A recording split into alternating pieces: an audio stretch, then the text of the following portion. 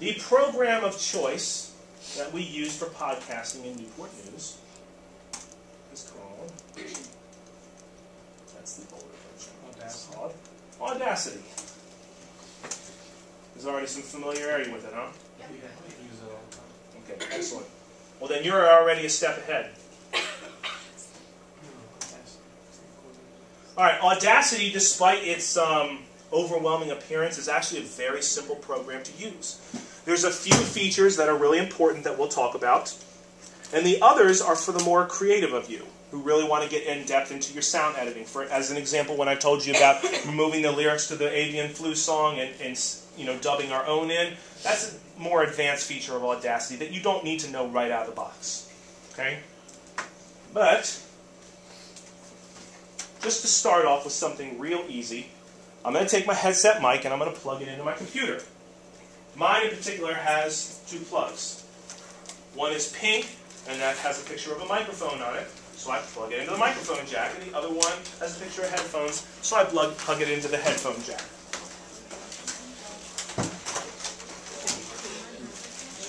You don't need to do this right now because you're going to do it here in a little while, so if you just kind of want to follow along. And the first thing I want to do is make sure that I've chosen the correct input. And all I have to do is go up here, if you follow my cursor, and click that button right there. And I say testing, testing, testing, testing. And that flat line means it's dead. There's no volume, nothing. So what I can do is I can go over here and change it to something else. Change it to microphone. And let's see if that works. Testing, testing. Internal mic. Testing. 1, 2, 3, testing. Testing. Really loud.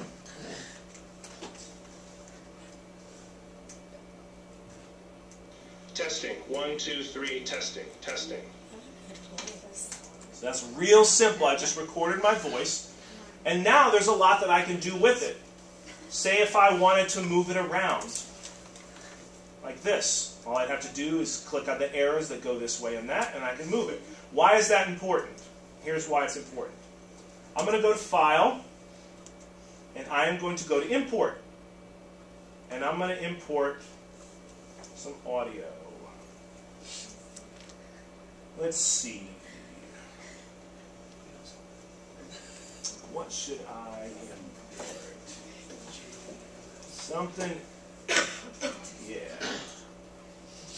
Alright. That's a real nice song. Alright, so let's say I want to import this. Take the bass line out. Testing. 1, 2, 3. See how well that mixes together? Doesn't that sound great? Obviously, that's an example of a podcast not being done sensibly. But I wanted to show you that you can pull in audio and mix it together. Now, you're not going to be doing Jay-Z with your students, hopefully, because you won't last long in student teaching. But I'm going to show you a great site to use so that you will last long in student teaching and your students will have a great time. Because of copyright laws, I couldn't take that song, strip it down, use it, and then publish it, because I'd be violating the copyright laws. Copyright laws say I can use 30 seconds of this song, free, like, for a radio jingle or whatever. That's no problem. Anything beyond that, and I'm violating copyright law. So how do we get around that working with students? Because students always want to work with songs that they know about. Well, you have two choices. Last year, one of the schools that I work at is the Juvenile Detention Center. And I work with inmates. So they wanted to, we were doing, in English class, we were doing Cyrano de Bergerac. And what the English teacher wanted to do is have the students recreate Cyrano de Bergerac in their own language. So kind of stripping out all of the language that they don't understand and putting it together to a way that they can relate. So he gave them several choices. He said, go into a Word document or PowerPoint and just rewrite it in your own words. What some of them wanted to do, based on a suggestion that we made, is they wanted to create a song. So we said, all right, we're not going to publish it because students there, we can't release their names and take anything online anyway. I said, all right, let's pick a song and let's take the instrumental part of it, and why don't you create a song or a rap? So what we did, one student, for example, he really liked the song Home by Kanye West. So I went into Audacity, I stripped out the vocals, and he listened to it over and over again, got the beat, got the flow, and then he wrote a rap. And then we dubbed the rap over top of the music, synced it together with Audacity, and he had a finished product. And that was an example of using podcasting to do something that we couldn't have done with paper pencil, right?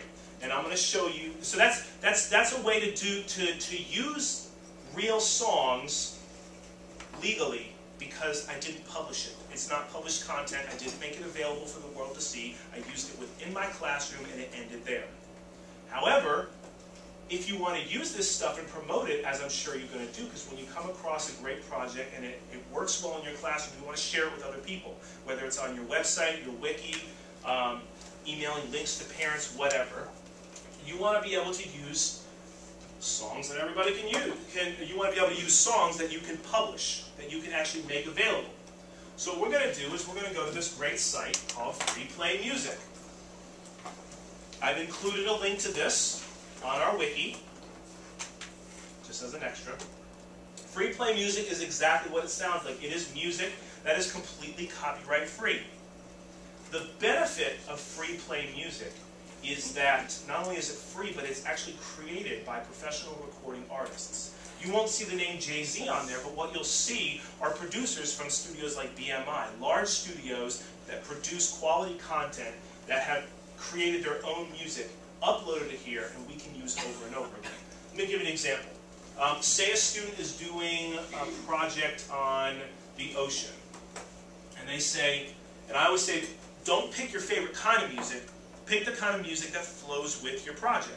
So you wouldn't, if it's all about the ocean and about nature conservation and cute little dolphins, you don't want to pick a heavy metal song, even though it may be your favorite kind. So you say, all right, well, it fits. You say, oh, well, how about reggae? That's a nice island beat. So we'll go over to reggae. And it opens up into a page like this. Each song separated. You want the MP3, and it gives you the different times. I always tell them to pick the longest time, because then we can fade it out at the end. So let's say one drop. What is that? Well, let's find out. It's going to download. And let's see what it sounds like. See if it's appropriate for our ocean podcast. It's going to open up here a second.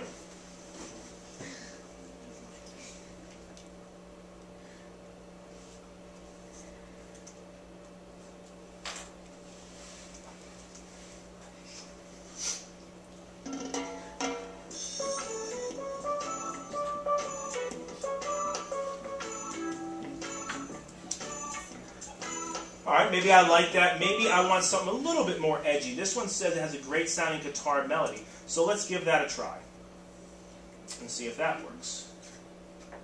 Wait till it finishes downloading. Open up.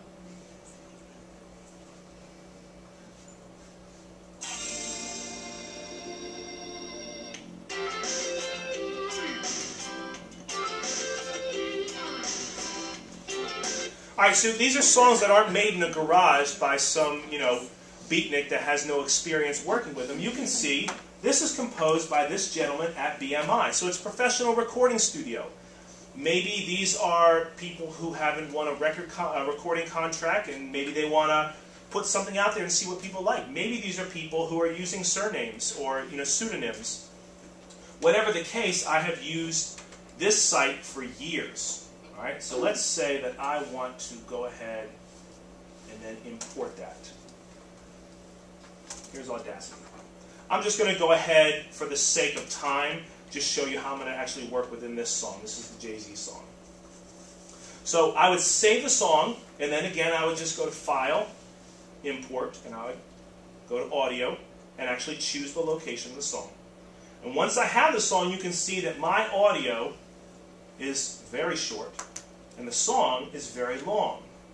But that's no problem with Audacity, because we can link them up highlight, let's say, starting here. I can click and drag, and I'm going to do a fade out. So I can choose how long I want the fade out. Maybe I want it real long, maybe I want it real short. Okay?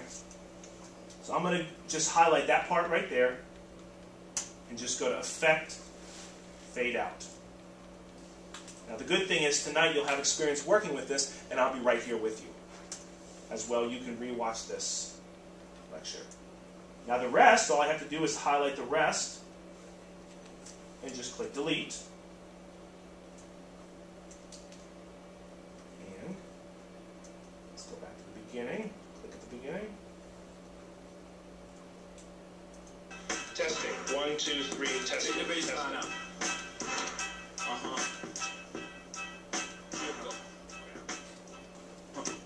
Okay? And you can hear at the very end I left a tiny little part back in, so I can just delete that. So that's an example of using Audacity to do something really, really simple. Recording your voice, finding some cool music, syncing them together, and then having a finished product. And when you work with free play music, you're always going to want to, again, download the MP3, download the longest version. And we can go back home. Let's say you don't know what kind of music you want, but you know the emotion that you want to create using the music. Well, we can go down to Feel. Maybe this is a really depressing book.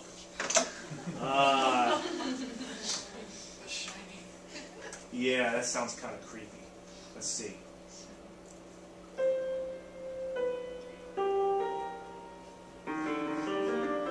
So let's say you were having students do a book report, and let's say they were doing something like Night by Elie Wiesel, all right, all about Nazi Germany. This might be a good track to go in the background because it has a somber, kind of depressing feel to it.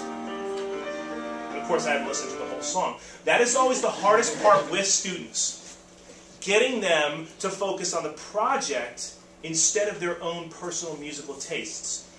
In Newport News, I guarantee probably 75% of your students are going to want to go straight to hip-hop. Show me the hip-hop. I want to do that. Okay, but you're doing a research project on Pope John Paul. That doesn't quite fit. You know, and it happens all the time, and they put up a fuss, and I say, okay, let's pretend we put this up on our website, and your parents listen to it. Is it going to fit? Well, no.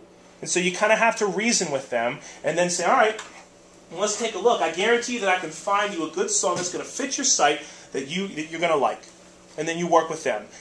Students, once they get past that mental block of, I really want my favorite type of music, they really have a lot of fun with this. And out of all the technology that I use, podcasting might be the one that students enjoy the most because they have so much ownership of it. And one of the key components of 21st century learning